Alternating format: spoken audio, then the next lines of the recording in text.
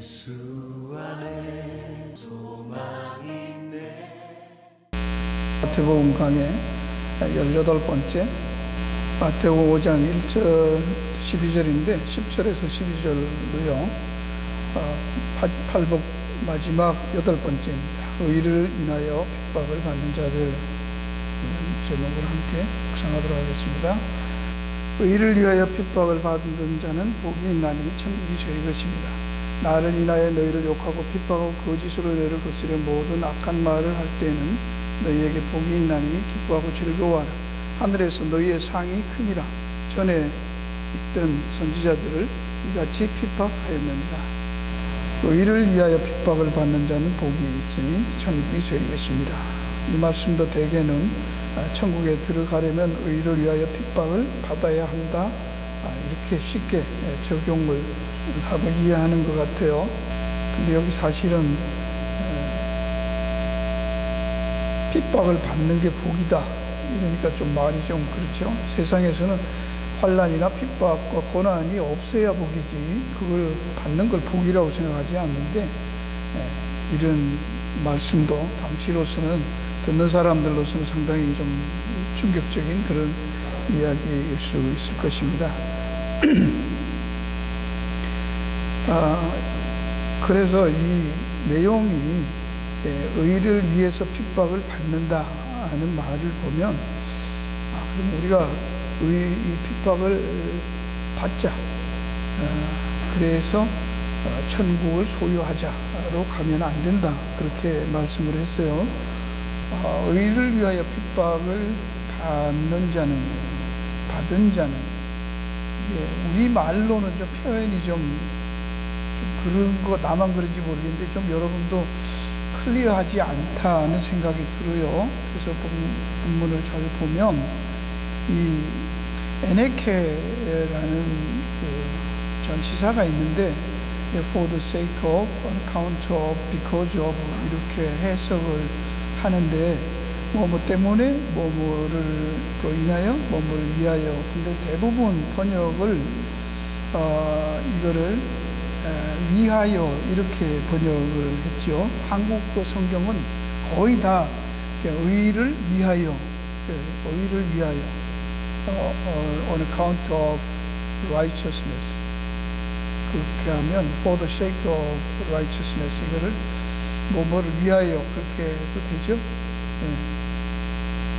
그러니까 이거하고 의 때문에, for the sake of the righteousness를 의 때문에, 의를 위하여. 여러분은 그 차이, 그 뉘앙스가 좀 차이가 안 납니까? 이 사소한 건데, 아주 사소한 건데 이 말씀의 내용이 좀 차이가 있는 것 같지 않습니까? 이런 거는 같이 이렇게 얘기를 좀 하면 더 좋을 수도 있을 거예요. 그렇죠?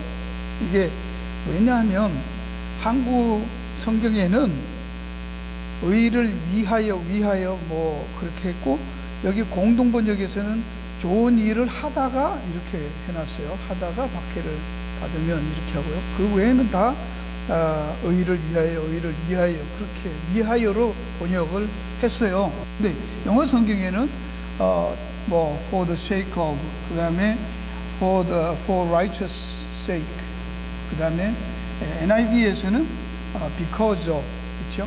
다르죠 좀. 우리 한국말로는 의를 위하여 하고 의 때문에 하고 뉘앙스가 좀 차이가 있나요, 없나요? 있죠, 그죠? 뭐 저는 그렇게 느껴져요. 그러니까 그게 여기에 의를 위하여라고 하면 제 생각에는 위하여보다는 의로 인하여, 의 때문에로 봄이 합당하다. 왜냐하면 의를 위하여라고 하면 그 주체가 내가 되죠. 내가 의를 위해서 뭐를 하는 거예요. do something, 그렇죠? 근데 의로 인하여, 의 때문에, 그러면 의가 주체가 돼서 의 때문에 내가 뭐를 하게 돼. 그럼 나는 뭐가 돼요? 수동이 되죠. 주체는 의고, 그렇죠? 근데 이게 왜 이렇게 하냐면 이렇게 번역을 하면 의를 위하여, 그럼 내가 의를 위해서 뭘 하는 게 된다니까. 의를 위하여 내가 핍박을 받자, 이렇게 되는 거예요. 그게 그렇죠? 의 때문에 내가 핍박을 받는 수동적인 자세가 아니고 의를 위해서 내가 핍박을 자초하는 게 된단 말이죠. 근데 그 다음에 또 제가 밝혀놨는데, 이렇게 핍박을 받다, 이 디오코의 완료 수동이 쓰여 있어요. 핍박을 받다, 이것이 수동형으로 되어 있기 때문에 분명히 우리가 수동형이에요. 그렇죠? 의 때문에 내가 핍박을 받는 게 되는 거예요. 이해가 가십니까? 이게 차이가 있다는 얘기를 하는 거예요. 자꾸 우리가 의를 위해서 핍박을 자초하는, 의를 지키기 위해서 뭔가 함으로 핍박이 오는 그런 의식보다는 의를 가지고 있기 때문에, 의라는 것 때문에 우리가 핍박을 당하는 쪽으로 성경은 얘기하고 있다라는 거예요. 의 때문에 너희들이 핍박을 받을 것이고, 뒤에 가서 설명을 할게요. 그래서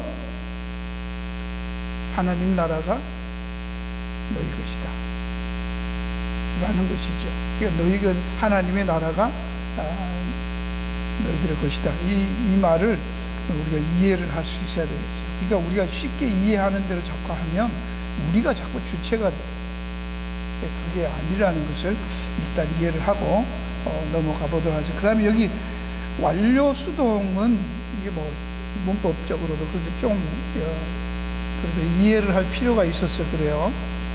완료 수동은 이 헬라시에서 어떤 것이 과거에 일어났어, 그 일어난 사건이 현재까지 계속 나한테 영향을 미치고 있는 걸 말할 때 완료 수동을 써요. 이해하시겠죠? 그러니까 벌써 이 핍박을 받는 것은 이미 내가 의롭다함을 받을 때부터 나에게는 핍박이 이미 주어진 거예요. 그래서 그 핍박은 우리가 살아있는 동안 계속해서 핍박은 없는 게 아니라 그냥 자동적으로, 필연적으로 우리에게 핍박이 함께 따라오는 거예요. 이해가 가시길 바라요. 그런 뉘앙스가 있다는 거에서 특별히 이런 완료 수동을 썼고 그렇게 표현하고 있다 하는 얘기입니다. 왜 그런가 이제 쭉 하면서 좀 더 보겠습니다. 그러면 왜 핍박을 받는가? 그거는 첫째는 성도들이 하나님의 의를 가졌기 때문에 그렇습니다. 본문이 말하는 의 디카오스네는 율법을 행함으로 되는 것이 아니라 예수님의 피로 인한 대속의 사역으로 말미암아 주어지는 하나님의 의가 디카오스네죠. 그렇죠? 의라는 거예요. 우리가 받는 의. 그러므로 우리가 이 하나님께서 예수를 우리의 죄를 대속해서 십자가에 달려 돌아가시게 하는 그것 때문에, 그래서 그 의를 받은 자 때문에 우리가 뭘 받는다? 핍박을 받게 된다 하는 거예요. 그거 없으면 핍박이 없는 거예요. 그렇죠? 그러니까 여기는 이 의를 위해서 핍박을 받는 것은 무슨 내 성품이 의롭다거나 우리가 의를 위해서 뭘 헌신해서 그렇게 오는 핍박이 아니야. 그럼 의를 위해서 내가 뭐를 하지 않으면, 의를 위하여 뭔가를 하지 않으면 핍박이 없다, 그런 얘기가 되잖아. 그렇죠? 없을 수도 있다. 그죠? 근데 이거는 크리스찬이라면, 하나님 앞에 의로움을 받은 사람이라면 핍박은 필연적으로 온다, 그 얘기를 하는 겁니다. 그래서 팔복은 예수님께서 산에 올라가서 하천에 쭉 보는 대로 이 교회 공동체가, 성도 공동체들이 이 땅에, 이 세상에 살 때에 이 세상에 속에서 핍박은 필연적인 것이고 피할 수 없는 운명적인 것이다 라는 것을 말씀하고 있는 거예요. 그러니까 그 핍박이 오는 거에 대해서, 그래서 앞에서도 핍박이 온다, 그렇지만 기뻐하고 즐거워해라, 너희는 하나님의 나라가 너희 것이다 그게 다시 바꿔 말하면 하나님의 나라가 있는지, 우리가 하나님 나라 안에 있는지 없는지, 소유했는지 안 하는지 뭘로 알 수 있다는 거예요? 가만히 있는데도 핍박과 환란이 온다는 거예요. 아시겠습니까? 그러면 너는 하나님 나라에 속한 자들이다, 그 얘기하고 있는 것입니다. 여기서 우리의 이 의인은 율법을 행함으로 아닙니다. 보통 율법을 행한다는 이 말 자체는 인간들이 하나님 앞에 자신들이 도덕적이고 법적인 그런 모든 규례들, 원칙들을 잘 지켜내므로, 옳게 행함으로 쌓아가고 받는 크레딧을 의롭다, 이렇게 이해를 하잖아요. 율법 행함이라는 게 그런 말이죠. 근데 성경은 그거로 그런 의의를 말할 때 의의가 아니고, 율법으로 행함으로 이루어서 성취해서 되는 것은 그걸 디카요선이라고 말하지 않는다. 여기서 말하는 의의는 그것이 로마서 3장 20절에서 26절에 있는 말씀입니다. 그러므로 율법의 행위로 그 앞에 의롭다 하심을 얻을 육체가 없다. 율법으로는 죄를 깨달습니다. 여러분 말했기 때문에 이해하실 거예요. 그래서 이제는 하나님이 율법 외에 하나님의 한 의의가 나타났습니다. 율법을 행함으로 어려워지는 게 아니고, 하나님께서 율법 아니고 다른 방법으로, 다른 길로, 다른 원리에 의해서 의의를 세우는 것을 나타내셨다. 이게 율법과 선지자들의 증거를 받은 것입니다. 이게 구약이 말하는 참 의의를 가지고 의롭게 되는 그 길이다. 그거를 성경이 구약에서 쭉 그 얘기했다, 그 얘기하는 것입니다. 이것이 뭐냐? 22절에 곧 예수 그리스도를 믿음으로 말미암아 모든 믿는 자에게 미친 하나님의 은이 차별이 없느니라. 이 내용들 하나하나까지 보시면, 모든 사람이 죄를 범하였으며 하나님의 영광에 이르지 못했습니다. 그러나 그리스도 예수 안에 있는 구속으로 말미암아 하나님의 은혜로 값없이 의롭다 하심을 얻은 자 되었느니라. 그렇죠?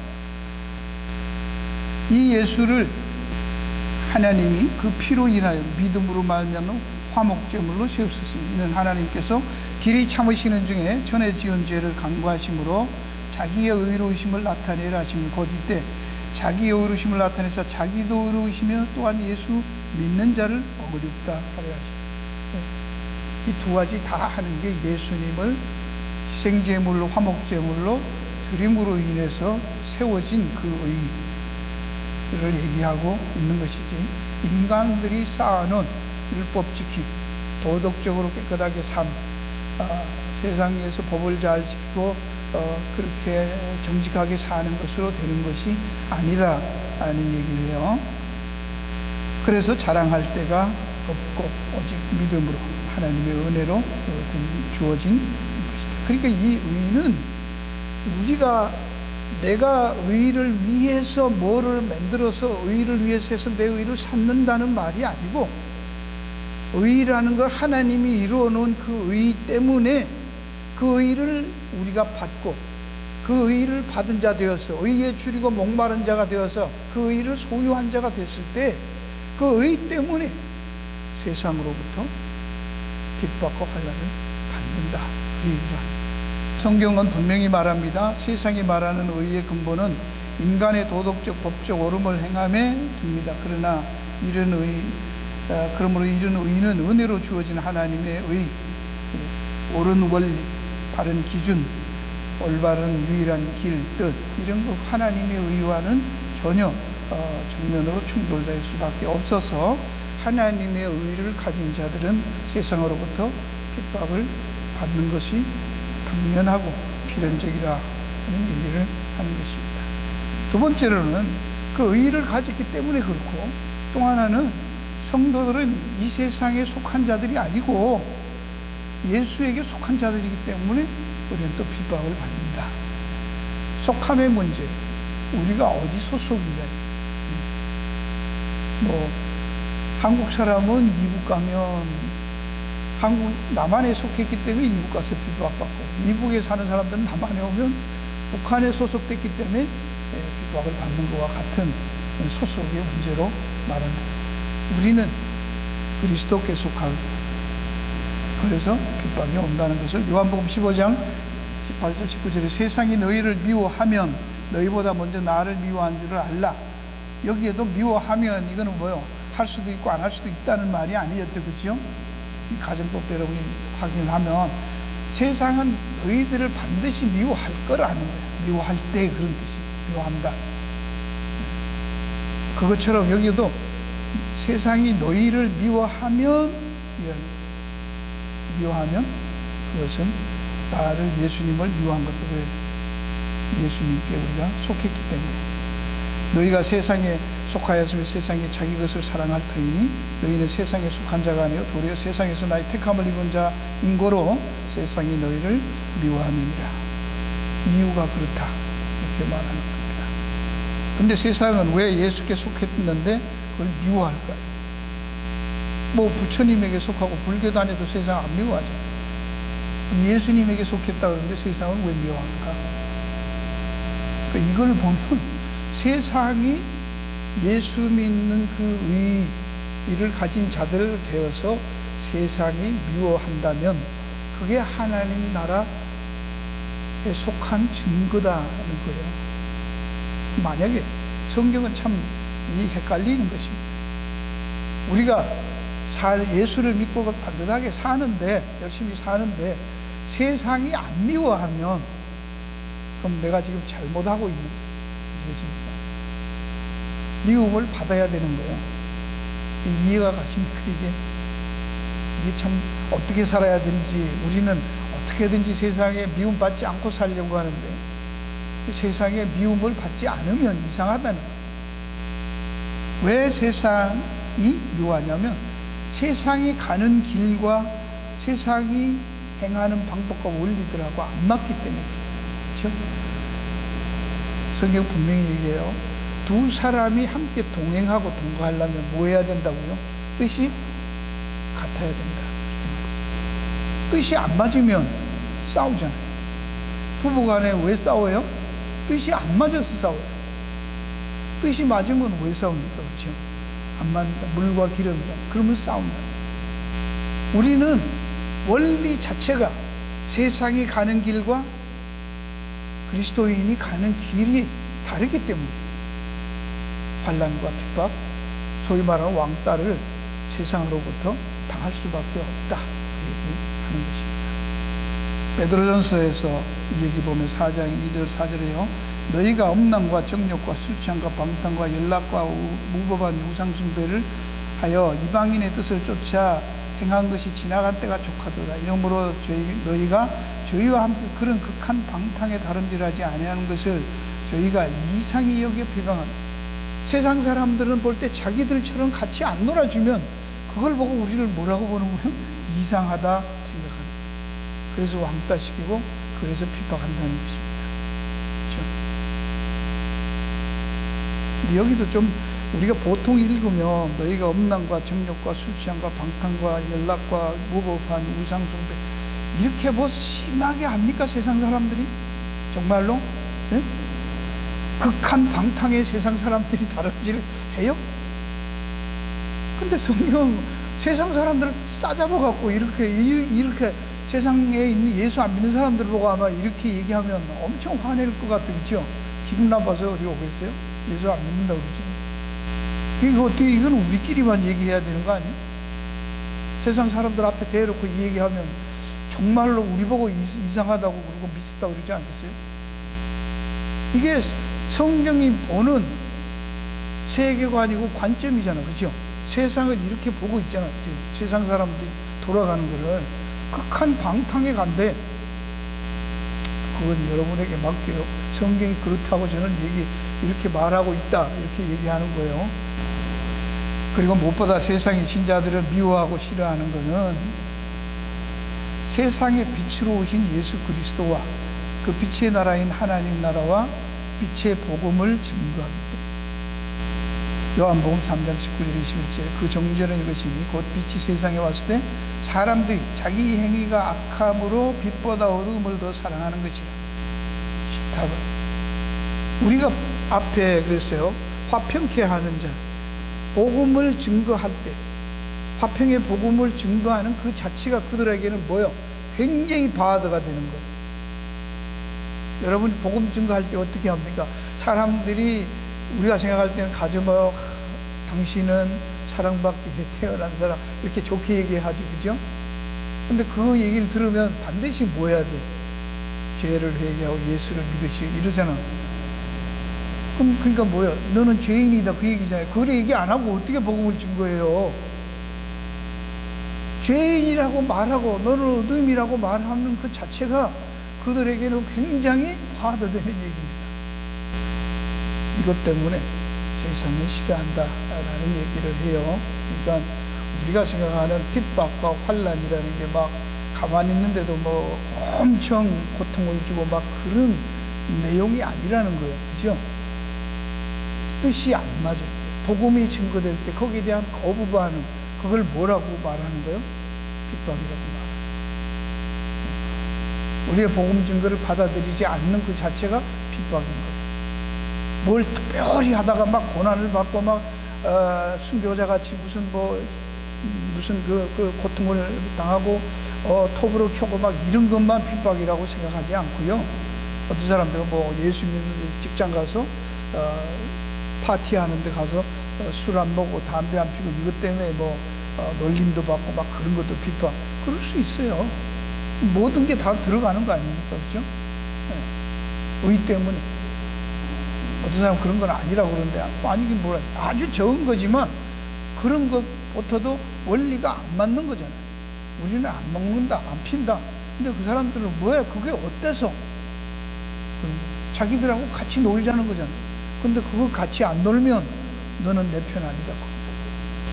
그 원리가 달라서 그런 거예요. 그렇죠? 우리가 말하는 성화, 결국은 세상 사람들의 것을 잘라내고 그것을 거부하는 거잖아요. 그러지 않고 어떻게 성화를 합니까? 그들이 하는 거 다 하면 뭐가 성화입니까? 그죠? 네. 그들과 분명히 다른 길, 다른 판단, 다른 기준으로 사는 거잖아요. 그게 자체가 핍박, 반란.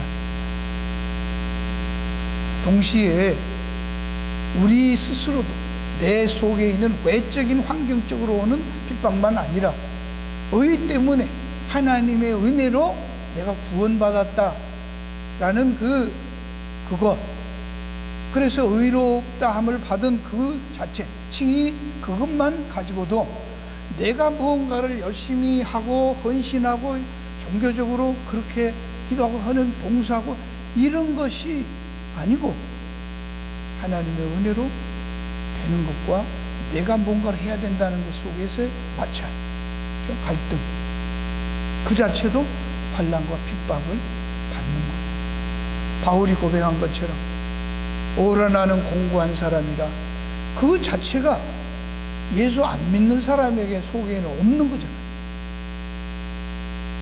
하나님의 말씀과 원리와 뜻대로 내 행위가 초점을 두지 않고 하나님의 은혜에 초점을 두고 감사하며 살려는 그 자체, 그 갈등들 자체가 환난이고 핍박이라 그 말입니다. 이야기하죠.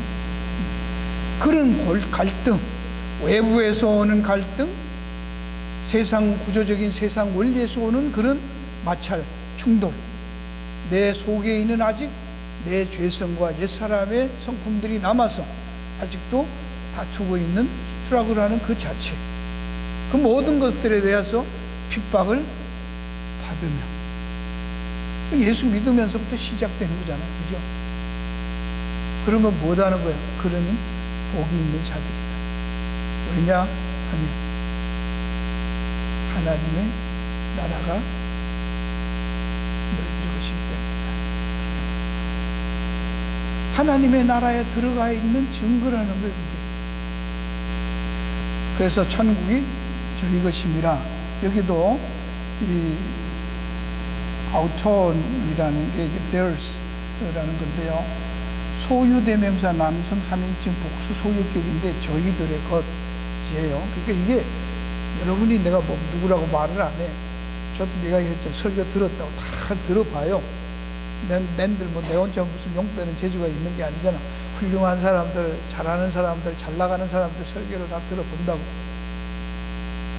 근데 이걸 원어를 가지고 대면서 헬라어 얘기하면서 They is kingdom of God is they. 그래서 그들이 하나님의 나라이다, 이렇게 비동사를 그렇게 해석하는 거예요. 이거 단수예요.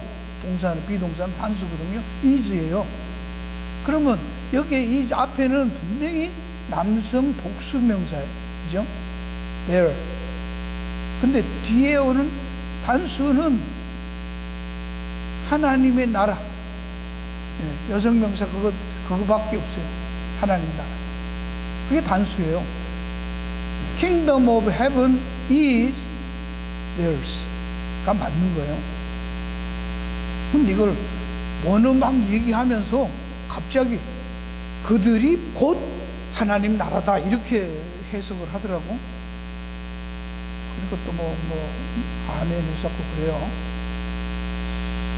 그러면 어떻게 돼? 하나님 나라하고 사람들과 핍박받는 사람들과 동일시하는 거예요. 그거는 아니죠, 그죠? 여기에 있는 이 현재 동사는 제가 그런 게 아니라 학자들이 다 그러는 거는, 이거는 영원한 현재 시제라고 하는데요. 이런 이제 용법이 있어요. 헬라 시제에 현재를 이미 천국을 소유했고, 천국에 속했고, 과거죠. 그죠? 내가 예수 믿을 때 이미 천국에 속했고, 천국을 소유한 자들이고, 지금도 현재도 천국을 소유했고, 속해 있고, 장차도 속할 것이고, 소유할 것이다, 이거예요. 이거를 시제는 과거, 현재, 미래 그렇게 구분이 없이 현재는 eternal present tense라고 해요. 그냥 늘 현재인 거예요. 그렇죠? 과거도 현재고, 현재도 현재고, 미래도 현재인 거예요. 그래서 성경이 말하는 복은 천국을 소유한 자라면 아무런 환난이나 어려움이 없게 되는 것으로 생각하거나 가르치는 것은 다 거짓 선지자고 거짓 교사들이다 라고. 예수를 믿고 천국을 소유한 자들에게 환난과 핍박이 어떻게 온다? 필연적으로, 숙명적으로, 운명적으로 따라옵니다. 근데 교회에서는 기도하면서 말씀을 보면서 하면 그런 것이 안 온다고 생각을 하고, 안 온다고 가르치면 그건 다 옛날에 했던 거짓 선지자들 가르침, 적그리스도의 가르침이다 하는 말입니다. 성경은 마태복음 10장에서도 예수님이 말씀합니다. 16절에 보라, 내가 너희를 보냄이 양을 이리 가운데 보냄과 같도다. 그러므로 너희는 뱀같이 지혜롭고 비둘기같이 순결하라. 여기도 제자들에게 지금 산상수훈을 말할 때 산에 올라가서 제자들에게 말을 하잖아요. 근데 그 제자들을 보낸다고 말하면서도 양을 이리 가운데 보냈다. 이건 누가 봐도 아무리 비유라고 해도 양을 이리 가운데 보내면 그건 뭐야? 죽으라는 거예요. 거기서 어떻게 사바사바 해가 살아내는 거예요. 게임이 안 되는 얘기잖아요. 그렇죠? 어떻게 하면 하나님이 좀 양으로 하지 말고 좀 사자로 만들어서 그렇게 좀 세상에 다 이리 같은 거 그런 짐승들이 좀 싸나운 거 있어도 호랑이나 사자쯤으로 해서 보내지. 이 뻔히 가면은 잡혀 죽을 건 그 양으로 보내는. 그러면서 또 뱀같이 지혜롭고 비둘기같이 순결해도 좀 큰 짐승도 아니요. 뱀같이 지혜롭고 비둘기같이 순결하라는 거. 이게 암만 힘이 있나요?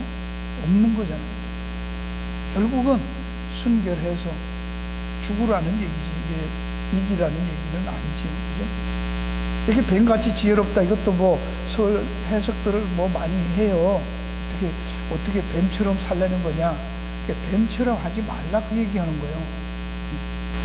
그럼 나중에 이제 할 때 또 설명하고요. 그런데 한 가지 보세요. 또 내가 너희를 위하여 총독들과 임금들에 끌려가리니 또 너희가 나를 인하여, 그죠? 나 때문에 예수를 위해서 하고, 여기도 똑같은 거예요. 그죠? 예수를 위해서 끌려가는 거요, 예수 때문에 끌려가는 거예요. 이거 좀 말이 좀 다르죠? 하여튼 그래요. 나를 인하여, 여기 번역을 그렇게 했어요. 총독들과 임금들 앞에 끌려가리니 이는 저희와 이방인들에게 증거가 되려 끌려가는 거예요. 핍박을 받아요. 그런데 그게 뭐예요? 저희와 이방인들에게 증거가 되기 위해서 그런 고난과 핍박을 받는다 라고 말씀하고 있어요. 그죠? 너희를 넘겨줄 때 어떻게 또는 무엇을 말할까 염려하지 말라. 그때 무슨 말할 것을 주시리니 말하는 일은 너희가 아니라 너희 속에서 말씀하는 곧 너희 아버지의 성령이라. 뭐라는 거예요? 하나님께서 하신다. 물론 가면은 다 뭐 거기 가서 변명도 하고 뭐 또 하겠지요. 그렇지만 그 상황 뒤에서 주도적으로 일하시는 분이 누구라는 거예요. 너희들이 말을 잘해서 수완이 좋아서 어떻게 하는 게 아니고, 그런 상황, 모든 상황에 따라서 하나님께서 너희들을 붙들고 인도하시고 역사한다. 그러니 걱정하지 말라, 염려하지 말라는 말씀이죠. 그러면서 또 너희가 내 이름을 인하여 모든 사람에게 미움을 받을 것이나, 모든 사람이요, 모든 사람에게 미움받아요. 그러나 나중까지 견디는 자는 구원을 얻으리라. 이것도 뭐 또 한참 설명해야 되겠죠. 나중까지 견디는 건 누가 견디는 거예요? 내가 견디는 거잖아요. 그렇죠? 이를 악물고 이제 허벅지 쥐어 뜯으면서 주여 어시옵소서 이러고 이제 참고 기다려야 되는 거 아니에요. 또 그렇게 또 많이 가죠. 그러면 뭐가 돼요? 고행주의로 빠지는 거예요. 하나님이 견디게 하시는 줄로 믿습니다. 하나님이 하시겠다, 견디게 하십니다. 그게 믿음이죠. 그래서 자녀이면 또한 상속자, 로마서 8장 17절 18절에요 하나님의 상속자요 그리스도와 함께 한 상속자니 우리가 그와 함께 영광을 받기 위해 고난도 함께 받아야 할 것이다. 고난도 함께 받게 되어 있다는 얘기를 성경은 여러 곳에 분명히 말하고 있습니다. 오늘 묵상을 마무리하도록 하겠습니다. 신자들이 현재 우리가 살 때에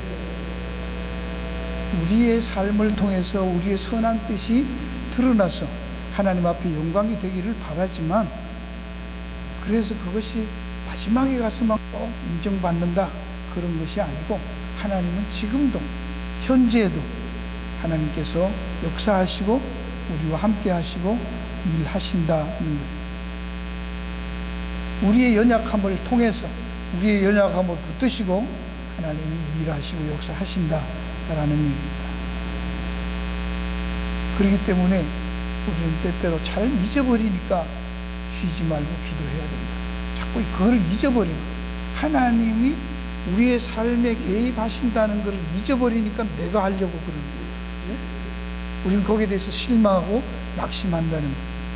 그래서 기도하는 거, 뭘 받자, 구하자, 그래서 얻자, 그런 뜻이 아니죠. 하나님 이미 다 주셨는데 그 주신 것을 확인하는 것이 어쩌면 기도에 훨씬 더 중요한 의미가 있다. 우리 지금까지 예수님이 말씀하신 복에 대해서 들어봤는데, 예수님이 말씀하신 복은 독립적으로 따로따로 떨어져 있는 게 아니라 전부 연결되어 있는 거예요. 늘 말하는 것처럼 성경은 이 복에 대해서 딱 8가지만 복이냐 이거예요. 그죠? 아니에요. 9개도 되고 10개도 되고 뭐 그래요. 어떤 사람은 12개까지 얘기하잖아요. 복이 있는 거는. 그보다 더 많지요.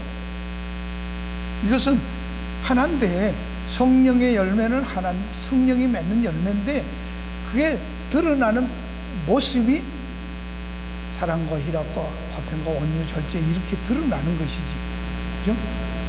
이것처럼 여기에 있는 복도 하나님의 복인데, 그게 이런 상황에서는 이렇게 드러나고 이런 상황에서는 이런 모습으로 드러난다, 그런 말입니다. 따로따로 있는 복들이, 그래서 나중에 가면 복을 많이 받은 사람들은 뭐 주렁주렁 달고 있다, 그런 뜻이 아닌 거죠. 그래서 어떤 사람들은 누가 천국 가면 복자루가 더 많냐 이렇게 생각하는 거예요. 나는 몇 개 가졌냐, 너는 몇 개 가졌냐, 무슨 복들을 받았냐 이렇게. 그래서 면류관도 종류가 많다고 생각하잖아요. 그죠? 근데 여기서 다시 보면 심령이 가난한 자는 의를 위해서 핍박을 받는 것이 당연합니다. 그리고 핍박을 받으면서도 예수님 말합니다. 주로 인해서 기뻐하고 즐거워하라. 그걸 모르고 받는 게 아니고 그게 무슨 저주가 아니라는 것입니다. 핍박이. 이 세상 구조 속에 예수 그리스도의 의를 가졌기 때문에, 이 세상에 속하지 않았기 때문에, 아직도 우리 속에 죄성이 있기 때문에, 이런 것 때문에 당연히 오는 그런 핍박이고 환난들입니다. 그걸 가지고 낙심하고 좌절하고 불평하고 원망하지 말라는 거예요. 그래서 세상이 기대하는 그런 현실적 형통이 이런 것은 전혀 없습니다. 복에 대해서 8가지 했지만 이 세상에서 말하는 그런 복은 하나도 없는 거예요. 바로 이 복을 가지면 이 복은 예수님을 알게 되고 예수님께 속한 자가 되어서 우리의 위치, 우리의 역할을 바로 볼 수 있게 되고, 이런 영적인 시각들을 가질 수 있다는, 세상을 바라볼 때 이런 퍼스펙티브가 달라진다, 그 얘기합니다. 그렇죠? 우리가 성도들이 늘 강조해야 되는 것이 어떤 관점으로 사물을 바라보고 역사를 바라보고 나를 바라보고 인생을 바라볼 수 있느냐, 그게 굉장히 중요해요. 어떤 시각이있어요. 그 시각에 따라서 해석이 천차만별입니다. 그렇죠? 어딘 관점에서 보느냐에 따라서. 아까도 말씀드린 것처럼 의를 위해서, 그럴 때 의에 대해서 어떤 관점으로 보느냐에 따라서 내가 뭐를 하는 거냐, 의를 위해서 내가 뭘 해야 한다는 말인가, 의 때문에 내가 무엇을 당한다는 말인가, 달라지는 거예요. 왜 우리는 이런 환난과 핍박 가운데서도 기뻐하고 즐거워하는 것이냐, 그래야 되느냐. 로마서 5장 3절 6절에 있는 말씀이고 야고보서도 있고요. 로마서 5장 3절부터 봅니다. 다만 이뿐 아니라 우리가 환난 중에도 즐거워하나니.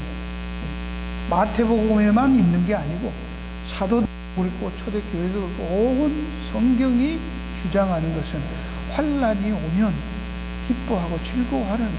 그 환난 중에서도. 그게 온다고 해서 그걸 즐기라는 얘기는 아닙니다. 환난 자체를 즐기라, 그런 말은 아니에요. 우리가 믿음으로 살고 복음을 증거하고 그렇게 살아갈 때에 환난이 오면 그렇게 오는 환난에 대해서는 오는구나, 올 것이 오는구나, 이렇게 하지 이게 왜 오냐 그렇게 놀라지 말라는 거예요. 뭘 잘못했나, 또 왜 하나님이 날 치시나 때리나, 뭐 교인들이 말인 또 어디서 배워가지고 툭하면 또 뭐 누가 쳤네, 때렸다, 치었다, 그런 소리 잘하잖아, 그죠? 그런 거 아니라는 얘기를 합니다. 이 환난을 우리가 믿음으로 받고 하나님의 은혜 가운데서 그런 관점에서 보면 환난은 인내는 연단을 소망을 이루는 줄을 알리라. 소망이 부끄럽게 하나 우리에게 주신 성령으로 말미암아 하나님의 사랑이 우리 마음에 부은바 됩니다. 또 성령이 나오시죠. 왜냐, 우리가 아직 연약할 때에 기약될 그리스도께서 경건치 않은 자를 위하여 죽으셨다. 이 말을 왜 붙여놨을까? 여러분, 이게 참 짧은 말이지만 여러분 깊이 묵상해야 될 말이, 우리가 아직 연약할 때에 기약대로 그리스도께서 경건치 않은 자를 위하여 죽으셨다.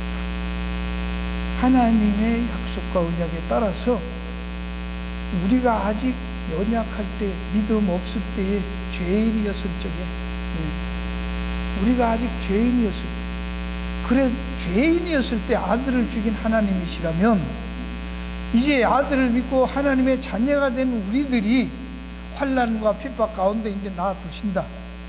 놔두시는 거야, 안 놔두시는 거야? 그럼 말이 이상하잖아, 그렇죠? 그래서 이 얘기까지 붙여서 강조하시는 거예요. 너희들이 아무 소망도 없고 하나님에 대해서 요만큼도 무슨 공헌할 것도 없고 장래에 무슨 희망이 보이는 존재도 아니었는데, 어떤 사람들, 잘난 사람들은 그렇죠. 그래도 하나님이 그래도 보는 눈이 있는겨, 나 같은 거를 구원하시는 거 보면 하나님 뭘 볼 줄 아시는겨, 이런 사람들이 있어요. 정말로 웃기는 사람들이. 그래도 쟤들 안 구하는 거 보면 쟤들은 구해봐야 싹수가 없다 이거요. 그래도 구하려면 나 같은 걸 해야 아들의 희생이 헛되지 않다 이거요. 자기 마음대로죠. 여기 아직 연약할 때 기약대로 약속에 따라서 하나님의 경륜과 뜻에 따라서 때가 이르시면 그리스도께서 경건치 않은 자를 위하여 죽으셨다. 전혀 하나님 모르는 그들을 위해서 죽었다. 하물며 그러하신 하나님, 또한 우리들이 환난이 오고 인내가 오고 그런데 그냥 두시겠냐. 그 과정들을 통해서 하나님은 오히려 이걸 뭐죠? 되치기라고 그러죠, 그죠?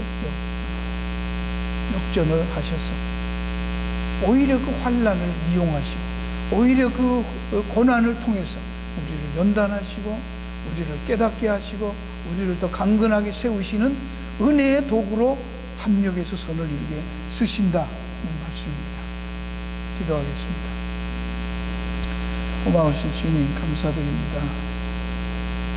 이제 마지막 이 복이 환난과 핍박으로 끝났습니다. 그러나 그것이 하나님의 복이요 하나님 나라의 시민임의 증거인 것을 보게 하시고 기뻐하고 즐거워하라 말씀합니다.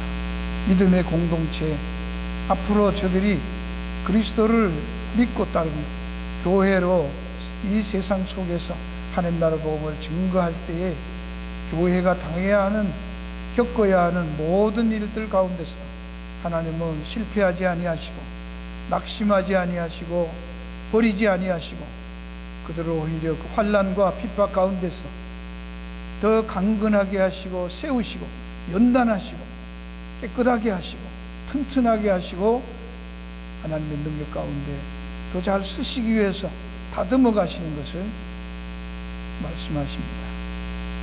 이 하나님의 프로그램, 하나님의 계획을 깨닫고 어떤 환경 속에서도 놀라지 않고 오히려 감사하며 기뻐하며 즐거워하며 주의 주신 은혜를 누리며 증거한 복된 자들 다 되게 하여 주시옵소서.